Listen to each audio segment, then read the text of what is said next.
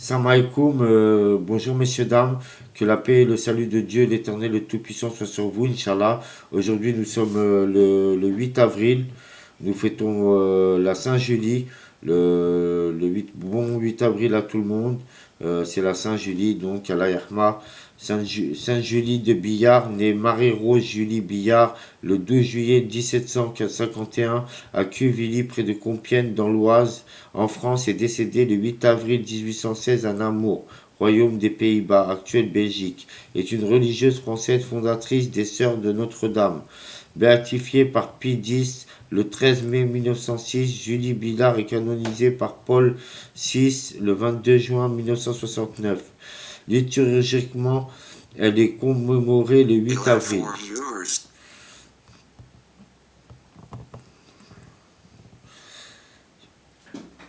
Née le 12 juillet 1751 à Quevilly, un village au nord de Compiègne, en France, Julie est la sixième des 7 enfants de Saint Jean-François Billard et de Marie de Brenne. À l'âge de 7 ans, elle connaissait son catéchisme par cœur et prenait plaisir à réunir d'autres enfants autour d'elle pour le lui faire réciter. Pour le reste, son éducation se limite à des rudiments d'alphabétisation acquis à l'école de village tenue par son oncle Thibaut Gilbert. Mais en matière spirituelle, elle montre une telle dévotion et maturité que le curé, le père d'Angicourt, à l'Ayarmo, n'hésite pas à l'autoriser à faire sa première communion et recevoir la confirmation à l'âge de 9 ans. Elle fait un vœu privé de chasteté 5 ans plus tard. À 23 ans, en 1774, Julie Billard subit un grave choc nerveux causé par un coup de pistolet tiré sur son père par un ennemi inconnu, sans doute un rival en affaires commerciales. Cela entraîne une grave maladie qu'elle supporte avec courage. 8 ans plus tard, en 1782, nouvelle épreuve physique. Julie est victime d'une épidémie. Mal soignée par le médecin de village qui lui fait de nombreuses saignées aux pieds, elle reste paralysée des membres inférieurs. Des années qui suivent, elle reste confinée à son lit et frappée d'incapacité partielle pendant 22 ans. Elle reçoit quotidiennement la Sainte Communion et peut laisser libre cours à son inclinaison pour la prière. Elle y passe plusieurs heures par jour. Cependant, jamais fermée sur elle-même, elle rend service à l'église paroissiale en confectionnant du linge d'autel. Surtout, elle continue à domicile la catéchisation des enfants du village qu'elle rassemble autour de son lit en accordant une attention particulière à à ceux qui se préparent à leur première communion.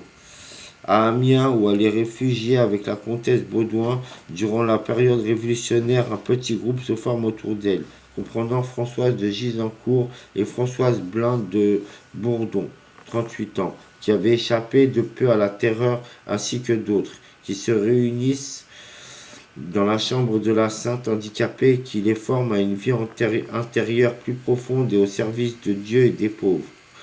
Quelques exercices religieux de vie communautaire sont également pratiqués, mais ce groupe ne se soudera pas. Seule Françoise Blin de Bourbon restera avec Julie Billard. En 1803, suivant les indications de son guide spirituel, le père José Varin, à l'Hermo supérieur des pères de la foi, elle propose à l'évêque d'Amiens la fondation d'un institut qui s'appellerait Sœurs de Notre-Dame, ayant pour objet principal le salut des enfants pauvres. Les statuts sont rédigés avec l'aide du père Varin. Plusieurs jeunes personnes animées du même idéal s'offrent pour assister les deux fondatrices, Julie et Françoise. Par ailleurs, 8 orphelins sont reçus. En la fête du Sacré-Cœur, le 1er juin 1804, à la suite d'une neuvaine faite en obéissance à son confesseur, le père Varin, Julie Billard est guérie de son infirmité. Quelques mois plus tard, le 15 octobre 1804, elles sont 4 à prononcer leur premier vœu de religion d'un nouvel institut religieux. Julie Billard, Françoise Blin de Bourbon, à l'Herma, Justine Gasson, à l'Herma, et Victoire Lelay, à l'Herma. Leur travail sera l'éducation des jeunes filles et la formation d'enseignants chrétiens. Une règle provisoire pour une période d'essai leur est fournie par le père Joseph Varin. Elle est si clairvoyante et ouverte que pour l'essentiel, elle n'a pas subi de modifications majeures au cours des 2 siècles d'existence de l'Institut. Elle est inspirée par des constitutions de la Compagnie de Jésus. Le gouvernement est assuré par une supérieure générale qui visite régulièrement chaque maison et désigne les responsables locaux tout en correspondant directement quand nécessaire avec les membres dispersés. La distinction séculaire, très ancien régime, entre sœurs de cœur et sœurs de converse n'existe pas. Cette égalité de rang permet que chaque religieuse reçoive un travail adapté à sa formation et à ses capacités. Une grande importance est accordée à la formation des sœurs destinées aux écoles, ce en quoi elle est grandement aidée par François Blin de Bourboudon, à la Hermo, devenu maire Saint-Joseph. Françoise Blin de Bourdon, à la Herma, devenue mère Saint-Joseph, qui elle-même avait reçu une excellente éducation. Lorsque la congrégation des Sœurs de Notre-Dame reçoit l'approbation impériale officielle le 19 juin 1806, elle compte une trentaine de membres. Des fondations ont été faites dans plusieurs villes de France, ainsi qu'à Gand et à Namur en Belgique. Mère Saint-Joseph est la première supérieure de la maison de Namur.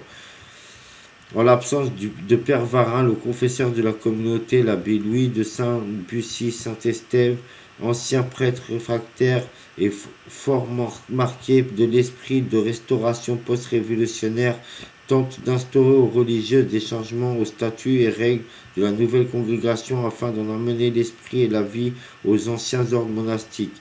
Il parvient à convaincre l'évêque d'Amiens, Saint-François de Maldox, Julie Billard à la Hermo. Julie Billard à la Herma n'a d'autre choix que de quitter le diocèse d'Amiens.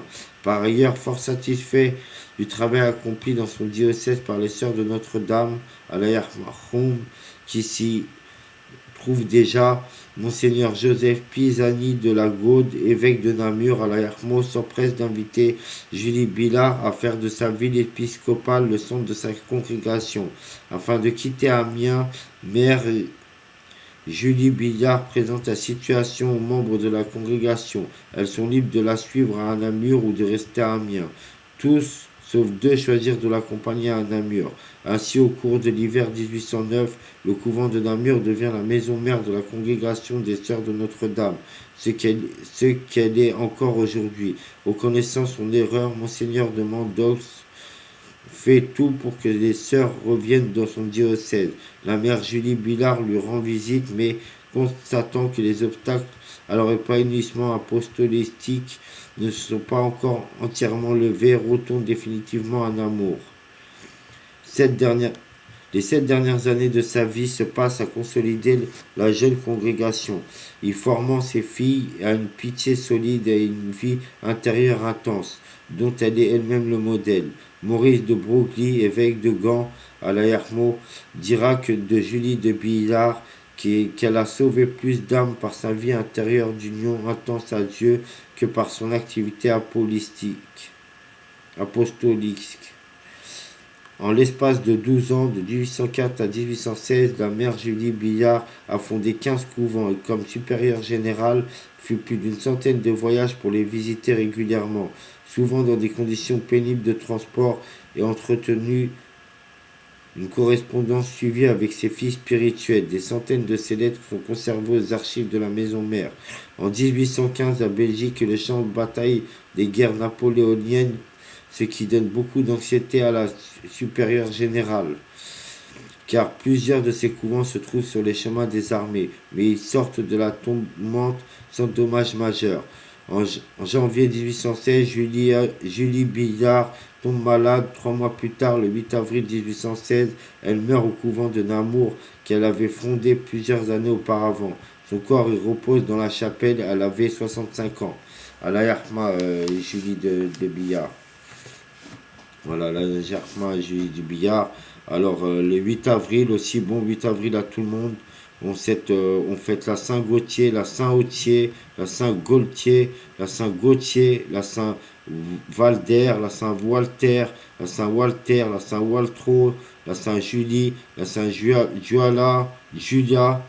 la Saint-Joliane, la Saint-Jolina, la Saint-Jolien, la Saint-Joliane, la Saint-Julia, la Saint-Juliette, la Saint-Juline, la Saint-Julie, la Saint-Julie, la Saint-Constance, la Saint-Consula, la Saint-Constança.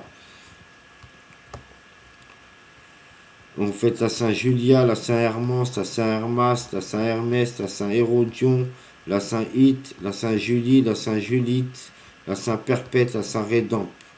Voilà. Voilà, bah maintenant, à la Herma, Sainte-Julie. Maintenant, je vais vous montrer des images de Sainte-Julie.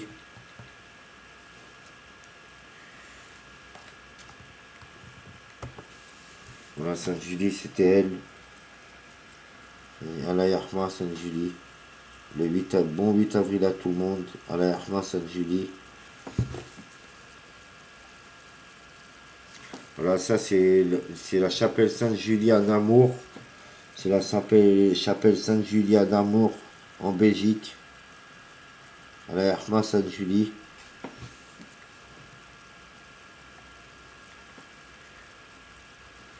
Là, c'est Sainte-Julie encore. À la Herma, Sainte-Julie.